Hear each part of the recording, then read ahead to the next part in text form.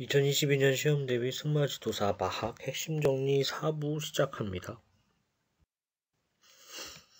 말의 영양과 사양, 풀사료의 평가와 이용에 나오는 편입니다. 그래서 크게 두과와 화본과로 나뉘죠.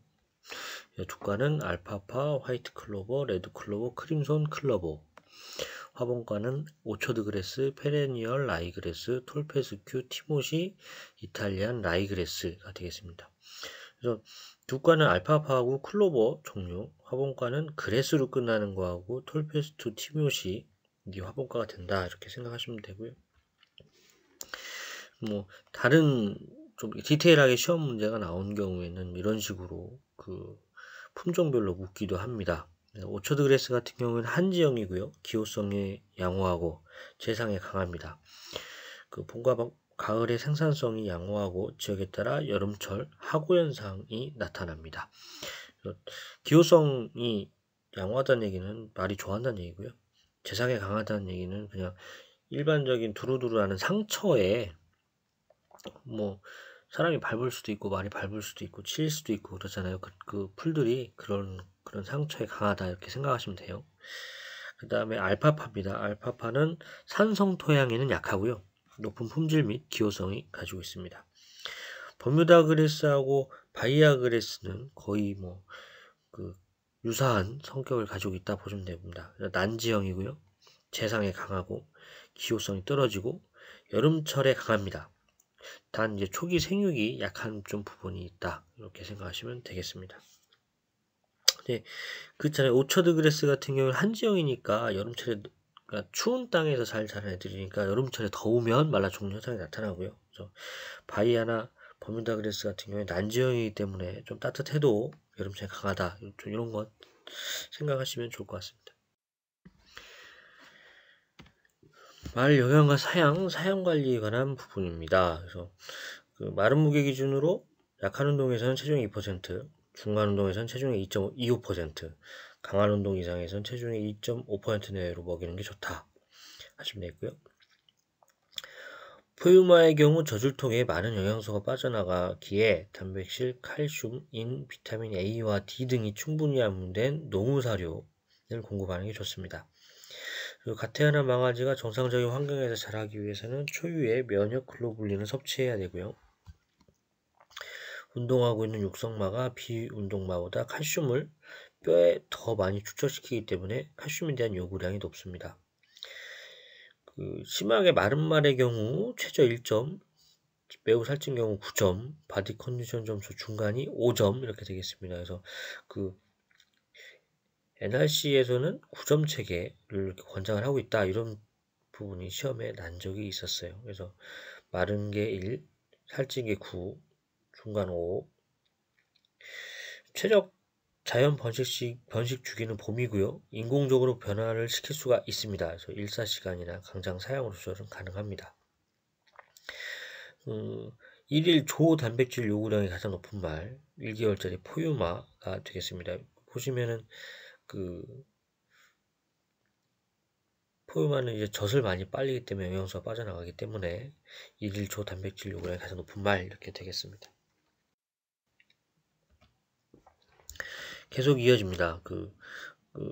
유사한 문장이 계속 나오는데 이게 왜 계속 해드리냐면 이게 기출문제에 이런 식의 문장이 나왔기 때문이에요. 그래서 어쨌든 뭐 같은 내용이지만 뭐 문장을 여러 개로 변형해서 낼 수 있잖아요. 그런 것 때문에 적응 차원에서 계속 이렇게 비슷한 내용 같이 또 이렇게 해드리는 거니까 그냥 그런 건 이해하시고 들으시면 될 것 같습니다. 포유마는 비육 기간에 따라서 에너지 및 영양소 요구량이 다르며 단백질 등 영양소 요구량이 높다. 그리고 번식 계절 동안에는 시소말의 활동량이 많아지기 때문에 에너지 요구량이 높다. 급속한 성장을 보이는 육성마는 단백질 요구량이 높으며 사료에서 단백질의 질이 매우 중요하다.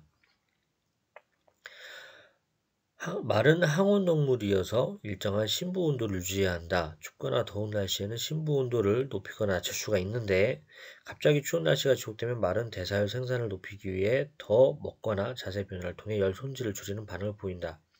사람도 그렇죠. 사람도 추우면 더 먹거나 몸을 더 웅크리거나 이렇게 해가지고 이제 더 따뜻하게 유지를 하죠. 또 풀이 부족하거나 추운 겨울철에는 농우사료 공급을 통해 에너지를 높인다. 이런 거 참고하시면 되겠습니다. 깔집 종류별 장점과 단점입니다. 이거 은근히 계속 나오죠. 그래서 한번 외워두시면 계속 이렇게 쉽게 점수 얻으실 수 있는 그런 문제 아닌가 생각됩니다. 깔집 종류 톱밥, 펠립, 대패밥 이런 애들은 포자가 없고 관리가 용이하고요. 흡수성이 좋기 때문에 물에 잘 빠지지 않는 마사에 적합을 합니다. 단점은 이제 많이 섭취하면 소화장애를 일으킬 수가 있고요.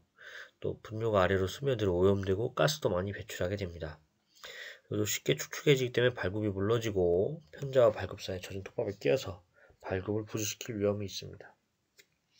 볏짚, 밀짚, 귀리짚 이런 짚들은 이제 많이 먹더라도 소화장애 요인이 적겠죠. 원래 먹을 수 있는 거니까. 그리고 저렴하고 쉽게 구할 수 있고 비교적 청결성 유지가 용이한데 톱밥이나 먼지가 호흡기계에 장애를 일으킬 수가 있습니다. 종이 신문지는 구입비는 저렴한데 이제 일단은 그 똥오줌 묻은 거를 처분하기가 어렵고 또 종이 자체가 또 쉽게 뭉개지기도 하고 곰팡이가 빠르게 번식할 우려가 큽니다. 그리고 관리하기도 어렵고요. 지금은 인쇄잉크 납 안 쓸 텐데 이제 옛날에는 인쇄잉크 납으로 쓰니까 인쇄잉크 납 중독이 될 수도 있고 발굽이 쉽게 손상될 우려도 있습니다. 대체 깔집으로 고무 매트나 대마 쓰는데요. 요거는 포자도 없고 흡수성도 좋고 그런데 비싸고요. 그리고 마위와 말이 쉽게 더러워지는 단점이 있습니다. 마사 방목관리입니다. 말의 방목지는 평탄한 지역이 좋습니다. 그래서 너무 경사진 곳은 말이 달릴 때 사고의 위험이 있고요. 너무 낮은 지역도 비가 오면 물이 고여서 진흙탕이 될 수 있어 좋지는 않습니다. 관목 펜스입니다. 관목 펜스는 이제 반목장에 삥 둘러서 이제 나무를 심어서 펜스를 쓰는 건데요. 어쨌든 가지하고 잎이 무성한 애들을 써야 이제 펜스를 쓸 수 있겠죠. 중간에 빈 데가 많으면 다 거기 도망갈 테니까. 근데 어쨌든 요거는 가을에 낙엽지면 구멍이 생길 수밖에 없다. 이런 단점이 있고요. 출입문은 이제 말이 밀고 나가는 습관이 생기지 않도록 안쪽으로 열리게 설치를 해야 되고요. 요 대피소는 이제 악천 후에 피신한다거나 태양볕이 뜨거울 경우에 열사병을 예방한다거나 비로 자주 맞을 경우에 피부병을 예방 차원에서 대피소가 있어야겠습니다. 방목장 중간에 가장자리에 뭐 키 큰 나무가 있으면 이제 비바람 같은 걸 막아주는 그런 역할도 하죠. 이 방목지 토지는 마사토 성분이 많아서 물이 잘 빠지는 거에 좋고요.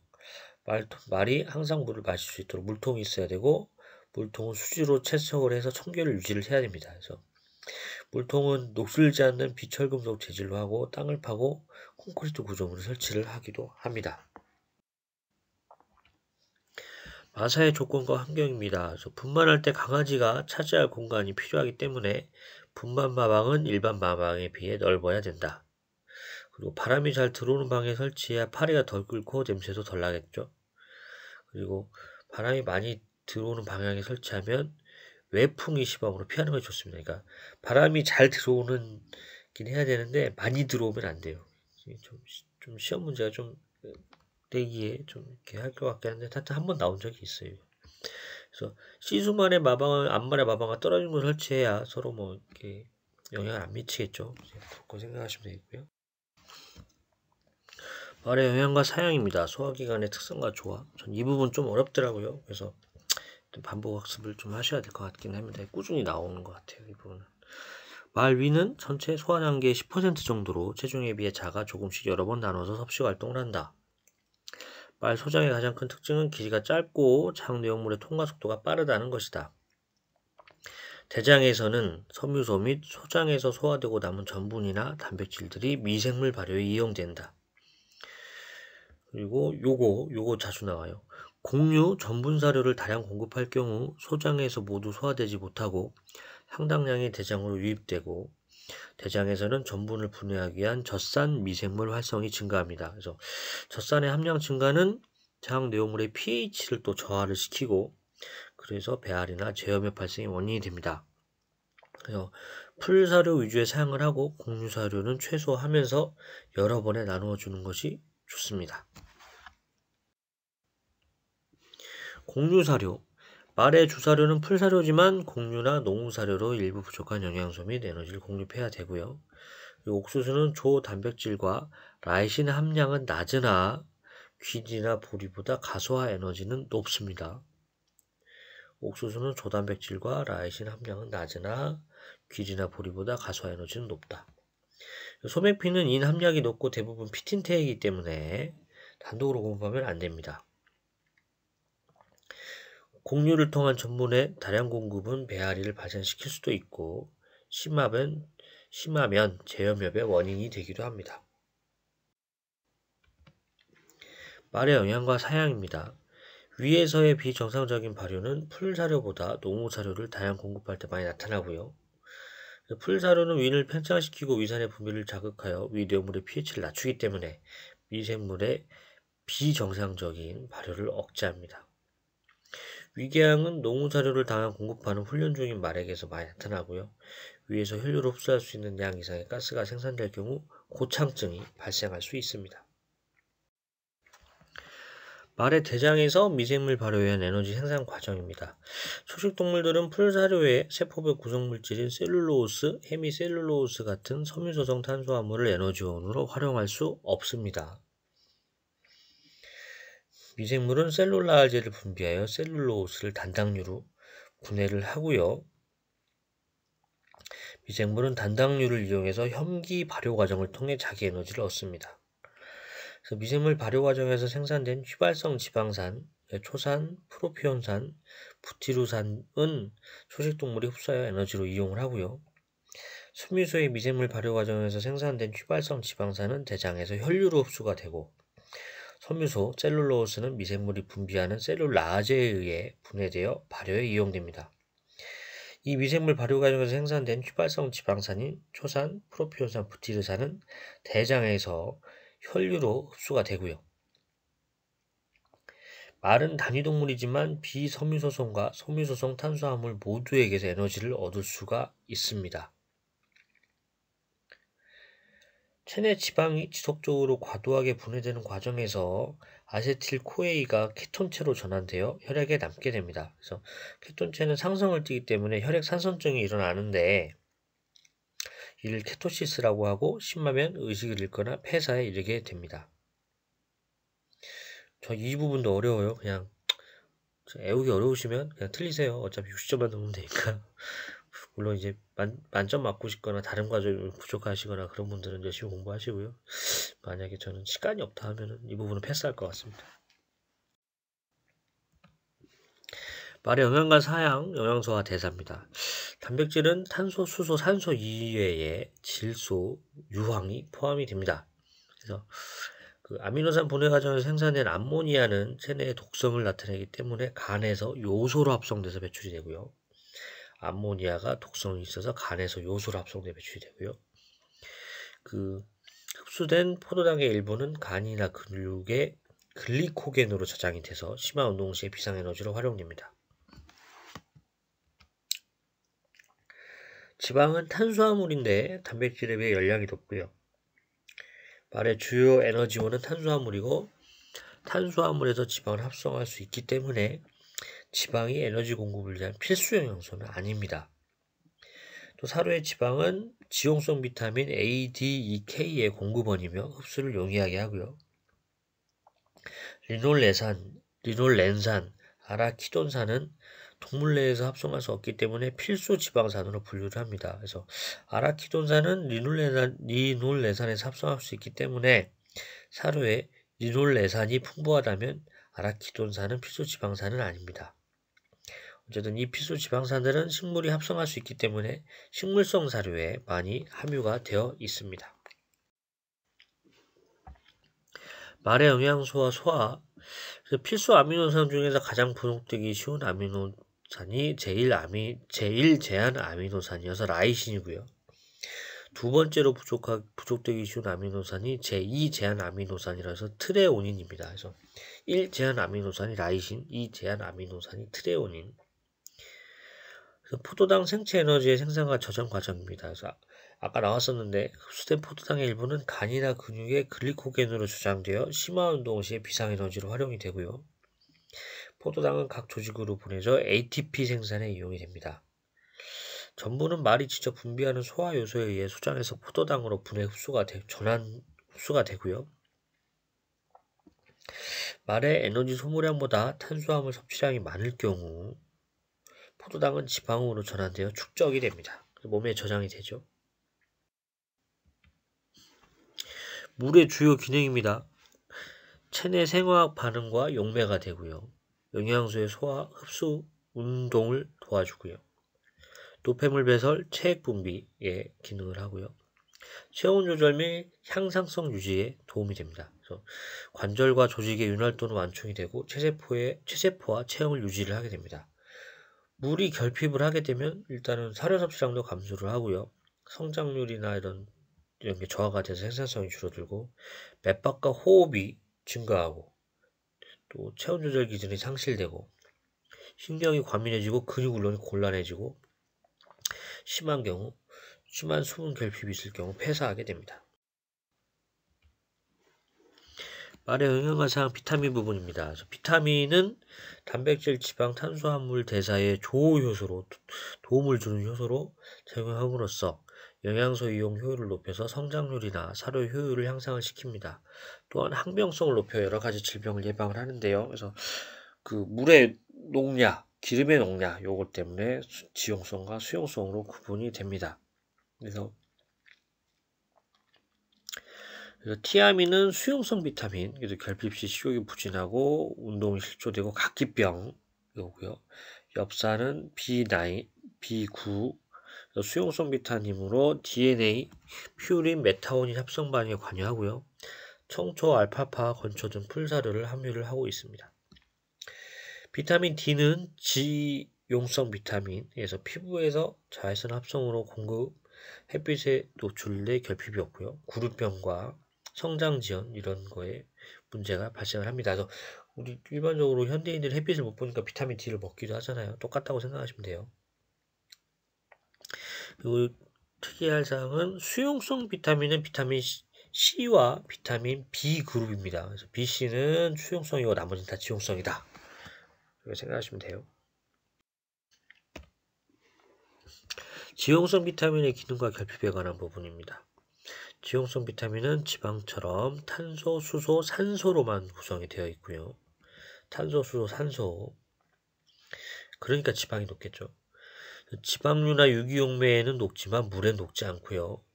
그리고 식물체에서 비타민 전구물질 형태로 존재하고 동물이 섭취해서 비타민으로 바뀌게 됩니다.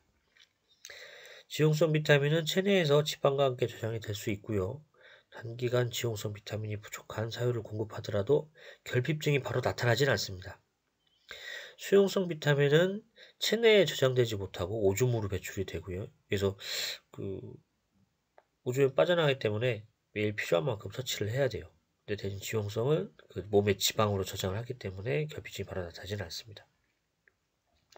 대표적인 지용성 비타민인 비타민 D, 요거는 햇빛에 노출될 경우 자외선 조사에 의해 피부에 합성이 되고요.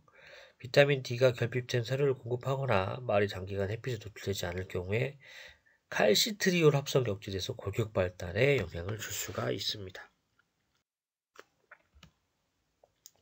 무기물입니다. 무기물은 체내에서 합성될 수도 없고 분해되지도 않은 영양소로서 광물질, 미네랄 또는 회분 등으로 불리기도 하고요. 다량광물질과 미량광물질이 있는데 다량광물질에 칼슘, 인, 마그네슘, 나트륨, 염소, 칼륨, 황이 들어가요. 황이 문제였어요. 미량광물질은 망간, 철, 구리, 코발트, 요오드, 아연, 불소, 셀레늄, 몰리브덴, 비소 이런 거여서 어쨌든 저도 이거는 뭐 애우는 방법이 따로 없더라고요. 그냥 통으로 애우는 수밖에 없고 어쨌든 기출 문제는 황이 다량광 물질이 아닌 걸로 나와서 그게 틀린 거 답이었던 적이 있으니까 그거 체크해 보시면 될 것 같고요. 무기물은 체액의 구성 성분으로 산, 염기의 균형 등을 조절을 하며 효소의 구성 성분이나 활성제 역할도 합니다. 그래서 무기물의 일반적인 기능은 골격 구조물로 동물체를 지지하는 경조직의 구성 성분이 되고 근육, 소화장기 등 연조직을 구성하는 단백질이나 지방 같은 조직의 구성 성분이 되고 체액의 구성 성분으로 산과 염기의 균형을 조절을 하며 효소의 구성 성분이나 활성제 역할을 하게 됩니다. 또 무기물은 일반적으로 화분가 초지보다는 두가 초지가 칼슘 함량이 더 높고요. 칼슘과 이는 동물체 함유되어 있는 무기물의 70% 이상을 차지합니다. 그래서 요구량 이상의 미장각 물질을 섭취할 경우 중독증 또는 과다증이 발생할 수도 있습니다. 2022년 시험 대비 승마지도사 마학 핵심 정리 4부를 마치겠습니다. 도움이 되셨다면 구독과 좋아요 부탁드립니다. 감사합니다.